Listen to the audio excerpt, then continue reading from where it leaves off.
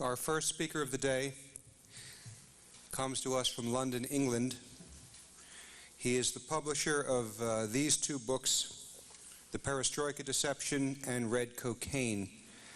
And he's also publisher of a newsletter called The Soviet Analyst. The bookstore was closed, so I couldn't get in there to get one to hold it up for you, but there's some complimentary copies of his newsletter on the present state of the perestroika deception, the Gorbachev. Oh, here's one right here. This is his newsletter, The Soviet Analyst. We have some in the bookstore that you can pick up complimentary. It's a superb newsletter, and we recommend it highly. So today, Mr. Story will be speaking to us, and the subject of his conference is Lenin's Satanic World Revolution. Christopher Story.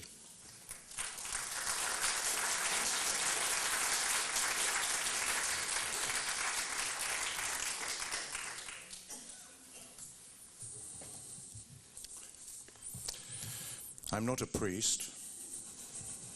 I'm not even a bishop. Even worse, I'm not even a Catholic. But I do believe that Jesus Christ is the Son of God.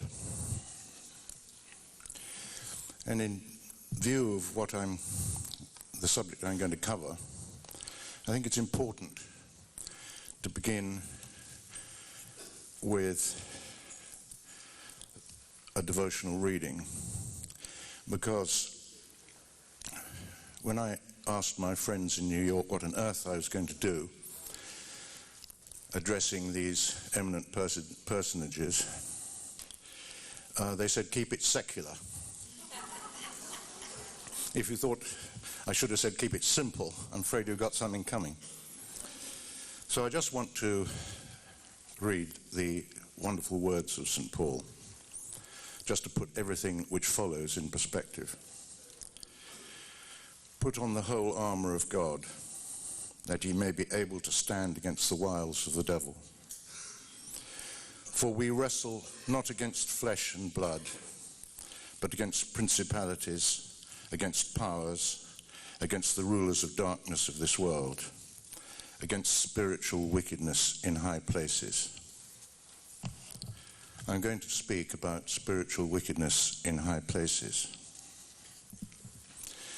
When I was sitting in the plane waiting to take off from Heathrow Airport, I looked out of the window and I noticed an Aeroflot plane adjacent to ours, taxiing also for takeoff. I had a close look at this plane, having never seen one close up before in recent years, and I noticed that the tail of the plane was painted in the quote-unquote Russian flag, sort of blue and red and white. I looked at the rest of the plane, and underneath the nose of the plane was a hammer and sickle. Now, I had half thought of saying to the organisers I could actually stop here and they could slot another speaker in, because I've basically said everything I have to say. The important point I want to emphasise is that there has been no discontinuity of Soviet strategy. There has been a Leninist discontinuity. In other words, the whole thing is baloney. It's a pack of lies. Now, it should come as no surprise to us that the Soviets are into lying. And the reason I think there is a connection between my work and that of Father Gruner can be observed in this portrait. Now, you won't be able to see it, and I'm sorry I haven't made a slide of it, but I will pass it round. This is a picture of Lenin, and it appears on all his collected works. It is also, as you will observe if you can see it, a picture of the devil. Now, the Soviets specifically painted Lenin to look like the devil. Last night at dinner I was discussing with some very charming clergy the curious mystery that humanity appears to know the likeness of the devil, because everywhere in the world the devil is painted the same. The face of the devil is almost identical. If you go into any drugstore in New York now, this time of year, you will find, and you know what I'm talking about, the most horrific paraphernalia for Halloween. In my day, we used to call it All Saints' Day, but it's now become All Devils' Day. And the images that you will see in these stores are identical to this image in general terms. To illustrate the point that the Soviet Union continues in existence, a very eminent Sovietologist in Britain called Dr. Martin Dewhurst, who was a friend of mine, spent August in a provincial town in Russia. And he wrote to me the other day and he said that he observed that the most popular newspaper among non-intellectual men, i.e. the working classes, so to speak, was a paper called Soviet Sport, Sovietsky Sport. It is also a fact that the Soviet military intelligence, the GRU, speak of the Soviet Union, and when they refer to St. Petersburg, they talk about Leningrad. Now, the question is, what is the purpose of this operation? In simple terms, Gorbachev presided over the dismantling of the Stalinist model. Now, the Stalinist model, although Stalin was, of course, a Leninist par excellence, his period of rule and the period after it was, in fact, an aberration, because the Stalinist model is rigid. National boundaries are fixed. That is to say, they're fixed until Stalin wishes to grab another state. But I mean, they're fixed. The Leninist model is totally amorphous. There are no fixed boundaries, there are no values, there is nothing except the revolution. The revolution is the only value. And of course, the literal meaning of revolution is going round and round in circles, which is why it's satanic. So we can work that out by parsing and using our brains. It's not very difficult. The main theme of my work these days is to try to help people to understand, and it's very difficult, that we are in the middle of Lenin's satanic world revolution. The phenomena which are being discussed at this meeting among concerned and devoted people are in fact manifestations of this revolution. Now, this can be pinned down academically with documentation, and obviously I've got no time to do that, otherwise you'd be here all day. But I can perhaps pick out a few key elements of this revolution, of this aspect of the revolution. I call it the Gramsci dimension, after Antonio Gramsci, who was the leader of the Italian Communist Party and was imprisoned by Mussolini. And during his imprisonment, he wrote on toilet paper and bits and pieces of paper a document which, when cobbled together, became known as his prison notebooks. And this document is in fact the Bible of the Leninists, although most of us wouldn't know this. And basically they have modelled their revolution after the modus operandi of the Catholic Church. And their idea is, and this is typical of Satan, of course, turn everything upside down. Everything's upside down and back to front, as you know. Their idea is that if they get into the minds of the people, they can influence their behavior. And Mr. Veneri very kindly mentioned Soviet Analyst, and I've got 100 copies, or there were 100 copies in the bookstore. This particular issue I brought on not because I wish to advertise Soviet Analyst for subscription purposes, but because I want to illustrate an important point, which is that the Gorbachev Foundation, which I'll talk about later, is engaged in precisely this agenda. Its purpose is to create and promote altered consciousness and altered behavior. And when people at the dinner table are talking about, you know, the New Age aspect of the attack, because we are under attack, they are actually talking about a dimension of the revolution.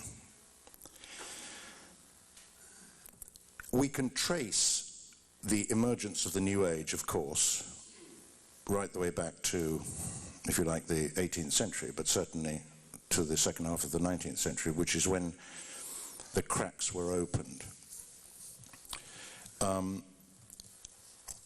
But Gramsci basically summarized and elaborated this for the purposes of the pursuit of the revolution.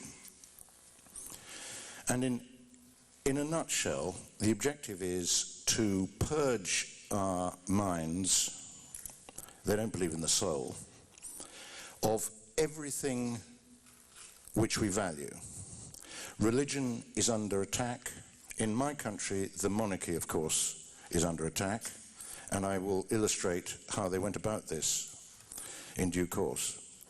So everything that we value, sound education, religion, true religion, revealed religion, morality, is under attack. And it is no coincidence, because it is directed by what has been called by Masons the seething power of Lucifer, or seething powers of Lucifer. I can give you the source of that quotation. The other side know, at least at a high level of Masonry, what they're dealing with. I won't go into the Masonic connection with communism because, again, that is a controversial area, although, in fact, it is relevant. But suffice it to say that all the, quote, luminaries of communism have been Satanists. There's the famous book, of course, Marx and Satan, by the Reverend Richard Wurmbrand. And if you don't know that book, may I highly recommend it. It is a remarkable book. Wurmbrand, who is elderly now, is a Jewish Christian Protestant and a wonderful exponent of the depths to which communism has fallen. He was imprisoned in Romania.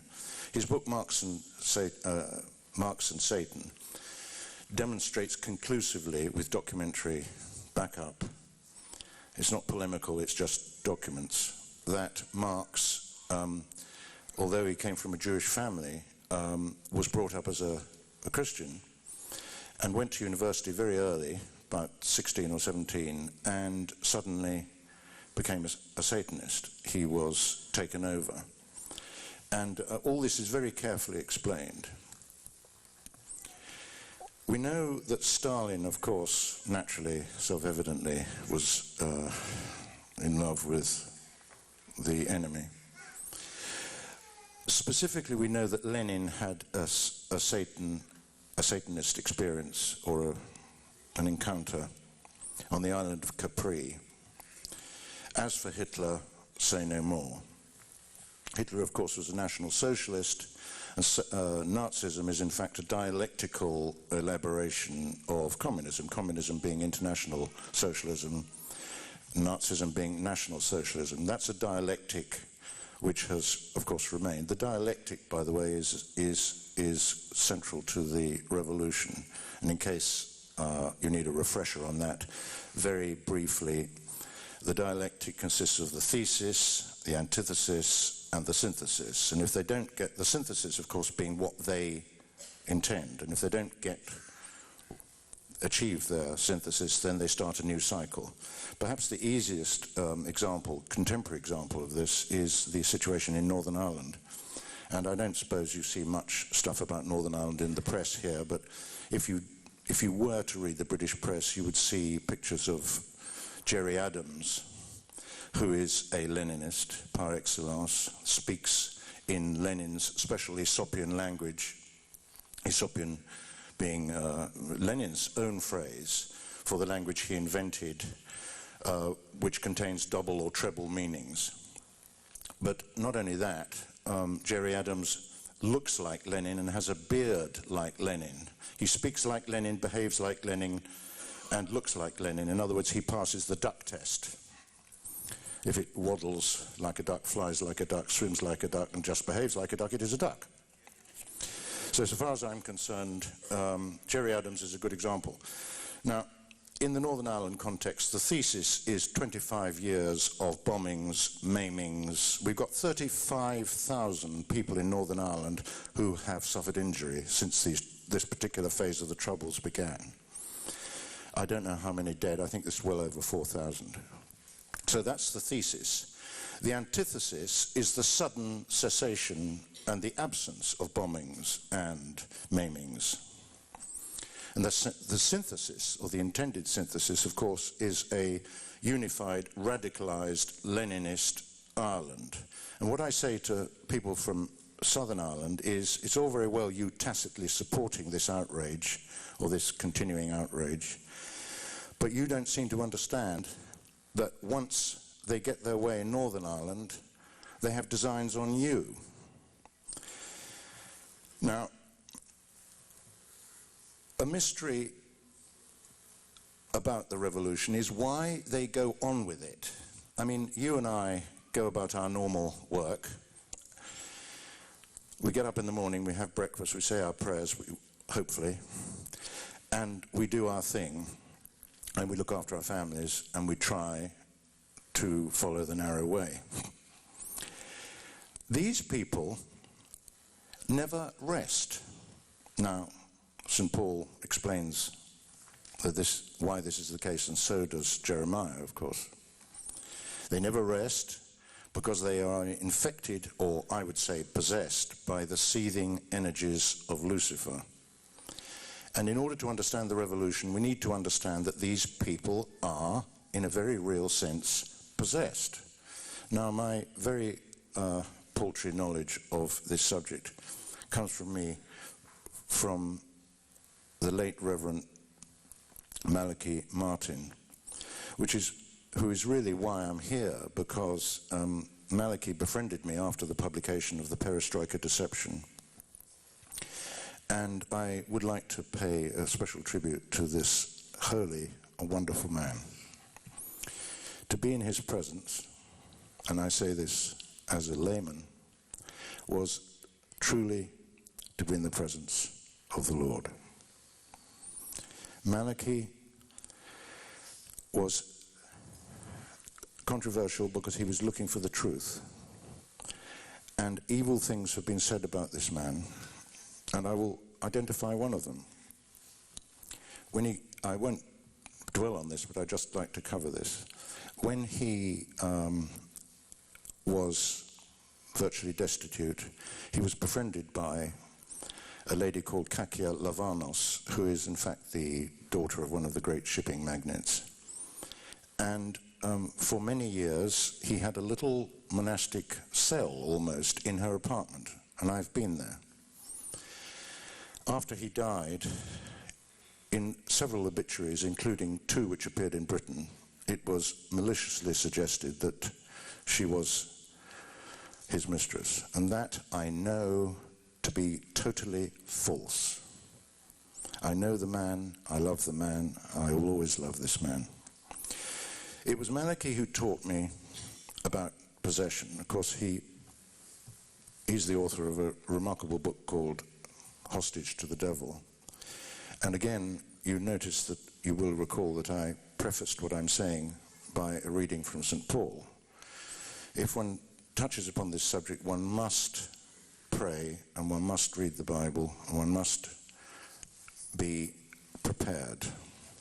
So I'm discussing a subject which is in fact painful but has to be faced.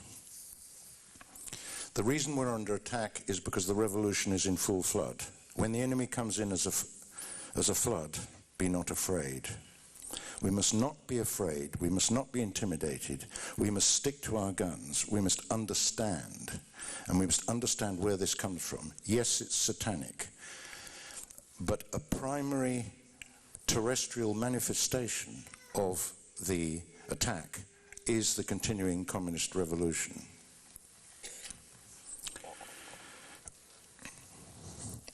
Now, under Stalin, one of the key advocates of the Gramsci dimension was a hideous character called Lavrenti Beria. And many people in this audience, well, all of you, are of course deeply concerned about the drug problem. Now, the book Red Cocaine, which I had the privilege to edit, which is actually by Dr. Joseph Douglas, who is an intelligence analyst in the Washington area, deals explicitly with the Soviet dimension of the drug offensive and basically demonstrates that the Soviets took over the drug networks in the second half of the 1960s. In a nutshell, they observed the Chinese use of drugs. Of course, the Chinese communists used drugs against their own people. It's important to remember this. Mao Zedong made a number of comments to the effect that the West used drugs against them, so we can use this weapon against the West. And unfortunately, it is true that the British and others used drugs many years ago. But it is nevertheless also true that Mao Zedong and his colleagues deployed drugs in order to achieve supremacy on the Chinese mainland. So anyway, the Russians, the Soviets, watched and saw how the Chinese operated. They then set up their own parallel drug operation. And by the mid to late 1960s, they had not only taken over most of the existing drug networks, either directly or indirectly, but where they encountered opposition, they set up their own. And in the Western Hemisphere, the primary center of coordination is in fact the Americas department of the Cuban Communist Party.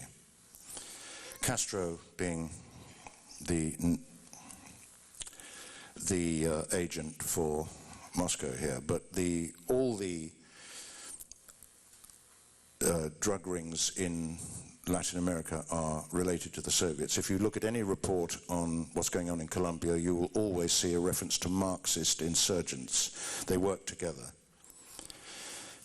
But I want to refer you to a statement by Lavrenti Beria, who was Stalin's police chief, and one of possibly, if it's possible to say this, the most evil man who's ever walked the earth. This is to be found in a book called Brainwashing, a synthesis of the Russian textbook Psychopolitics, with which some of you will doubtless be familiar. We have this text because it was found among the effects of a student at the Lenin School, an American student, who was addressed, they were all addressed by Beria, and the date of this is about 62. This is the key passage, bearing in mind that this comes from the head of the MVD, Interior Ministry. By making readily available drugs of various kinds, by giving the teenager alcohol, by praising his wildness, by stimulating him with sex literature, and advertising to him or her practices as taught at the sex pole, I'll come back to that, the psychopolitical operator can create the necessary attitude of chaos, idleness, and worthlessness into which can then be cast the solution which will give the teenager complete freedom everywhere, communism. Now that, in a nutshell, updated for our era, is basically what's going on. Another weapon they're using, of course, is the exploitation and the promotion of homosexuality. There have been studies done on this subject, but of course I'm not an expert on this, but I understand that the mental and spiritual, quote-unquote, condition which arises as a consequence of such activity is chaotic. So for some reason they have identified, well, no, I didn't say for some reason, they have identified homosexuality as being an instrument of the revolution, as indeed is feminism, as I will come to in a minute. Beria invented the concept of what he called the psychopolitician. And in this context, I can illustrate one further important point, which I think is of great interest to the British, certainly. You will recall Diana, Princess of Wales, and the hideous events which took place just over 2 years ago. You will also recall that the Russian monarchy was basically destroyed by an evil priest named Rasputin. Beria has this to say about how a psychopolitician destabilizes a targeted personality. He writes, the families of these persons, this is, take no notice of his sort of off-the-wall statements, but just listen to the core of what he's saying. The families of these persons are often deranged from idleness and glut, and this fact must be played upon, even created. The normal health and wildness of a rich man's son must be twisted and perverted and explained into neurosis, and then assisted by a timely administration of drugs or violence, turned into criminality or insanity. This brings at once someone in, quote, mental healing into confidential contact with the family, and from this point on, the very most of them must be made of that contact. I don't know why that's a bad syntax, but that's what he said. Now, in the case of Princess Diana, there was a woman from the West Coast, an American called Susie Orbach, and coincidentally, I happen to note that Orbach, O-R-B-A-C-H, is encompassed in the name Gorbachev. Of course, that's a total coincidence. Susie Orbach is, in my opinion, she's a dark woman, and she was on television wall to wall after the Diana events. She is, in my opinion, a psychopolitician. And the Soviets, in their literature, and one of my main sources is to read old Soviet literature, because everything that we are trying to expose is contained in it, boasted that they took over Freud's school in Vienna from the beginning. I can document that. I can't do it now, but I can document that. The Freud school essentially migrated to the West Coast,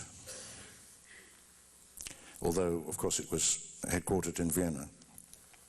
And Susie Orbach is undoubtedly, she passes the duck test, to put it that way. Now, what happened was that this flighty girl, who had been betrayed by her husband, for whom I have very little time, was targeted as a deliberate act of destabilization. And that is an example of how they operate. Joseph Douglas, by the way, the author of Red Cocaine, is an expert also in the use of psychopharmaceutical drugs for the influencing of behavior and altering of consciousness. And one of the points which I think, comes out of my special investigation of the Gorbachev Foundation, which is discussed in the special issue of Soviet Analyst, is that the people attending that are in very severe danger.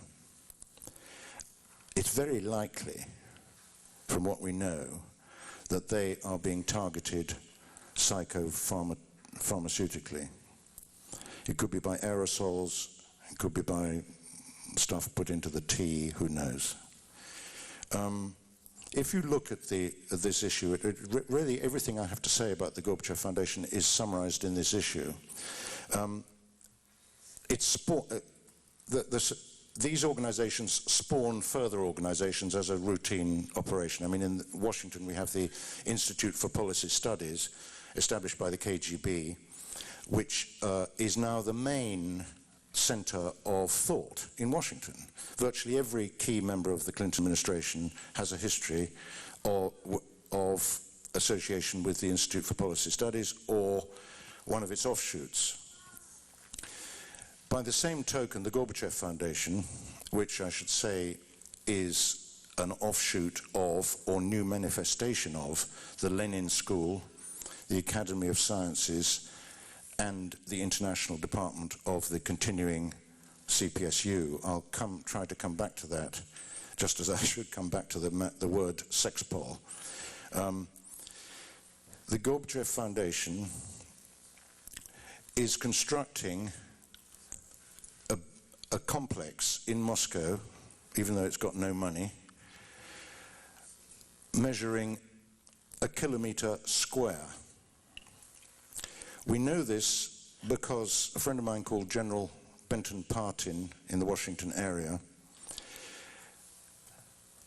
was required for some reason to entertain a Russian admiral who had been governor of Kamchatka and is now a member of the Duma, which is the so-called democratist rubber stamp parliament, which in fact is packed with communists. And this man, you know, Russians like to drink, the general being no fool, plied him with a considerable volume of scotch. And in the course of a very long session, the admiral revealed this information, that the Gorbachev Foundation is constructing this colossal complex in Moscow. The general went back to the subject and got the same answer 3 times, which I think is important. When Gorbachev arrived in New York in May 1992 to promote his Gorbachev Foundation, with the assistance of a gentleman called Dr. Jim Garrison, who is certainly an agent of influence, if not worse, having come from the Lenin Institute, which is a Satanic KGB outfit at Big Sur in California. There was a lot of newspaper coverage, particularly in the New York Times, about how important it was that adequate finances should be available to this important project. The Rockefellers were said to have donated $1 million, and within the twinkling of an eye, they had 3 million. Now, the Gorbachev Foundation USA is based on the Presidio, which is a disused base overlooking the bay. It's one of the most beautiful spots in San Francisco. It's actually based in the old Admiral's house right at the very end of that development. And a friend of mine, Bill Jasper, the editor of New American, and I, in 1985, did what in intelligence parlance is called a walk-in. We appeared on site and we walked straight in there. And we were there for about 25 minutes, and as I'm dealing with the enemy, I occasionally adopt the same tactics. And I had a briefcase. I opened this briefcase. I saw all this literature. I shoveled it in I was shoveling stuff in my briefcase, closing it fast, and sort of pretending to pay attention to what the man was saying. He disappeared in. I did this when he was he disappeared into an office. But by after 25 minutes, they realised we weren't kosher, and we had to beat a hasty retreat. Anyway, there's a picture of the Admiral's house in Soviet Analyst. The Gorbachev Foundation is essentially a new manifestation of the Lenin school. And its objective, I know someone has been talking about this before, but I think it's important to give you the benefit of my little knowledge on the subject. The Gorbachev Foundation is an extremely important dimension of the revolution because all those whom Lenin referred to as useful idiots have been attracted. I mean, they really are idiots. They're required to pay $5,000, give me a break, to attend and listen to this absolute garbage. It's all New Age, and it's unspeakable stuff. In some of the seminars, there was a lady I know in Colorado who has attended. She said in 1995, there were seminars on population reduction. And there's a very curious woman called Barbara Marx Hubbard, who openly boasted that she is possessed by an entity called John. So it's very, very bad news. And if you ever meet anybody who is thinking of having anything to do with the Gorbachev Foundation, for goodness sake, illuminate them or put them in touch with me and I'll send them materials.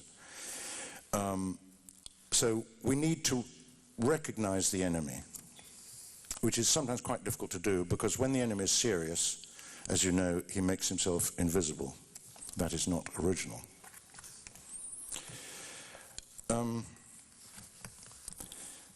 It's important also to bear in mind that who Gorbachev is. Before he became General Secretary, he was in charge of the Administrative Organs Department of the CPSU. The Administrative Organs Department was, quote unquote, in charge of and supervised the KGB, the intelligence services, the MVD, the Interior Ministry, and the Armed Forces. There is no possible way that Gorbachev could be anything other than a very senior KGB officer.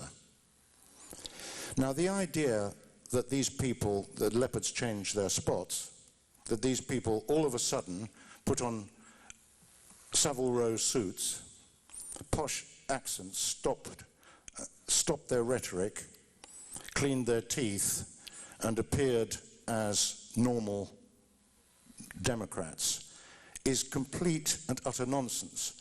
One piece of research I have to do is to find out precisely when they stopped lambasting the West with their hate rhetoric. But what I do know is that it happened overnight.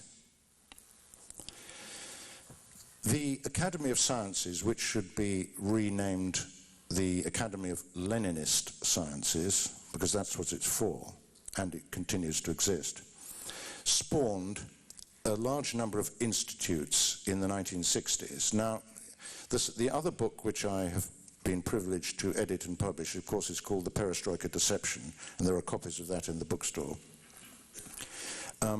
It's by a man called Anatoly Golitsyn, who is, I refer to always as the genuine defector.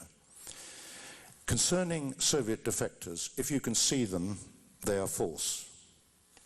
If they turn up at conferences, if they give interviews, if they write articles, they are not to be trusted. Golitsyn cannot be found. I know he lives in the United States. I deal with his lawyer, but I have never spoken to him. He has corresponded with me. His correspondence is extremely interesting. This is a man of considerable insight, but he was only a major in the KGB when he defected in 1961. And basically, the Perestroika Deception consists of his memoranda to the CIA, in which he tries to explain to this completely mind-controlled organization that they were being taken for a ride. Finally, he gave up and published the material in this book. Actually, he approached me because I had already taken over Soviet Analyst, which used to be published by some Foreign Office types. And this is interesting as well. The people who sold me this title came to me in January 1991, and apparently they said that they didn't wish to continue publishing Soviet Analyst, which had been going since 1972. And I didn't really know why this was, but in retrospect, it would appear that they knew that the Soviet Union would be, quote-unquote, folded.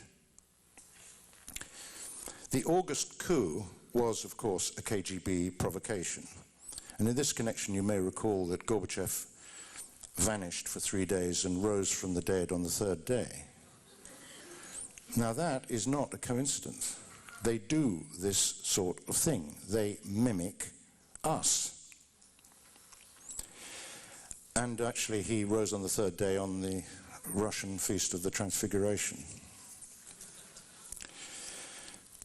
The object of the folding of the Soviet Union was, of course, the culmination of the folding of the Stalinist model of repression and its replacement by the Leninist model.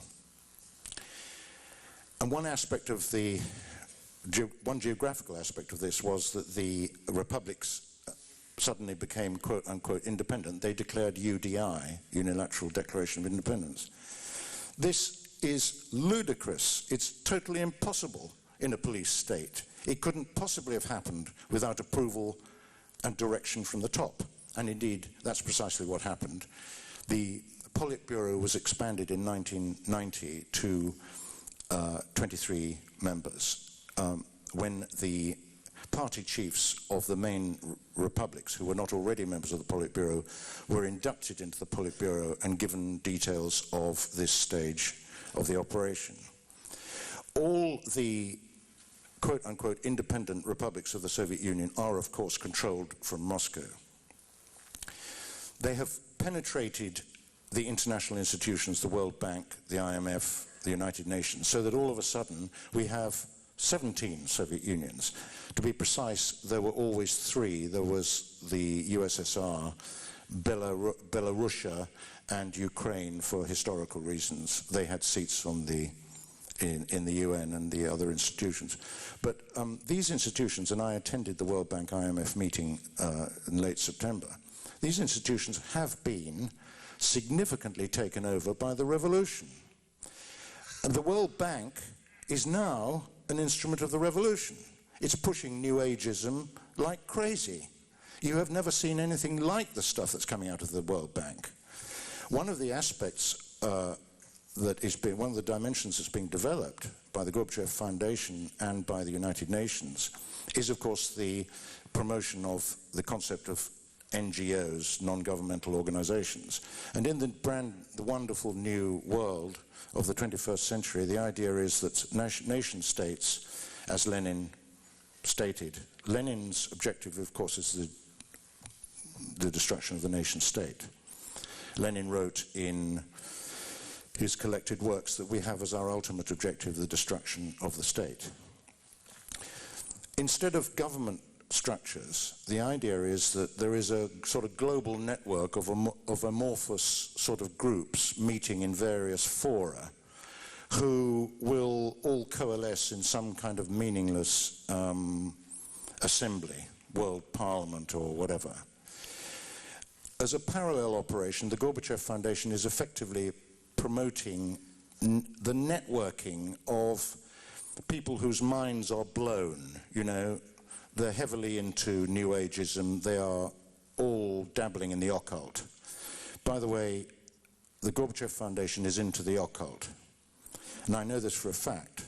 Samantha Smith told me after 1995 that she herself observed what she called the women, which is the Jane Fondas of this world and Shirley MacLaine and one or two others, shaking like leaves, sort of on a late morning, one morning, after being out very late at night. And she told me that Gorbachev and Raisa, his wife, were at whatever event took place, and one really doesn't want to know what it was.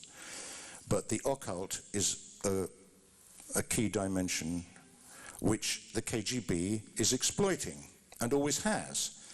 It needs to be understood that the KGB is a criminal organization. Earlier I mentioned that feminism is an instrument of the revolution, and the authority for this, there are many authorities, of course Lenin's wife, Krupskaya, being the classical one, but perhaps the most telling explanation of this is to be found in an article by Betty Friedan. I'd never heard of Betty Friedan until I came into this subject, but apparently she's a sort of feminist guru-ess. And she writes or wrote the feminist papers in a certain document which I have here called The Nation. This is dated 1981. Betty Friedan's second stage, A Step Backward. Don't forget, one of Lenin's classical remarks was one step forward, two steps back. People sometimes get that back to front. It's important to remember that the deeply Leninist content of that statement. And we read in this article the following bold statement: feminism is not just an issue or a group of issues, it is the cutting edge of a revolution in cultural and moral values. The purpose of feminism, of course, is self-evident, which is the destruction of the family, the creation of enmity between the sexes, and the encouragement of a new generation of children who have no parents. It's revolutionary, it's evil, it's of the devil. I have another reference from Trotsky himself. Trotsky being, by the way, very important in this equation.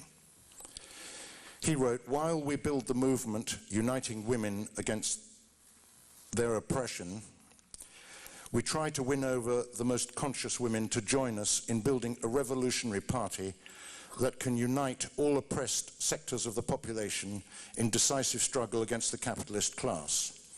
The women's liberation movement is a central part of the American socialist revolution in the making." Trotsky is alive and well today, as is Lenin. Trotsky, of course, founded the Fourth International, and the importance of the Fourth International should not be underestimated. The Fourth International is behind all the garbage you may come across about the British royal family, about Britain being, for some reason they've targeted Britain. It's a total diversion. Britain being sort of, you know, pushing for world government. The British are finished. We have lost it. We've had it.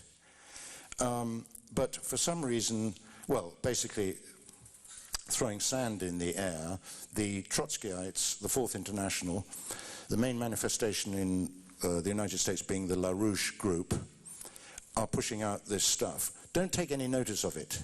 The stuff about Prince Charles, he needs his head examining, but he is not the root of all evil. The root of all evil is the revolution. Now, my time is running out, but I'd just like to perhaps semi-conclude by saying that the communist movement is heavily into pushing the Gramsci dimension. Here is a book about lesbian and gay exclusion. How do I obtain this material, I hear you not ask? I have a special friend in New York who dresses up in jeans, and he goes to the Communist Party headquarters, and they've got a basement full of this stuff. And a lot of it has sort of landed up in my office. And this is essential reading. Don't read it, but it is essential to know where this stuff is coming from. There you are, lesbian and gay exclusion, the policy that dares not speak its name. So I can only summarize the position, which is that the revolution is pushing all these things you are worrying about. I coined this, I can credit myself with this, I coined a word which I think is relevant, which is criminalism.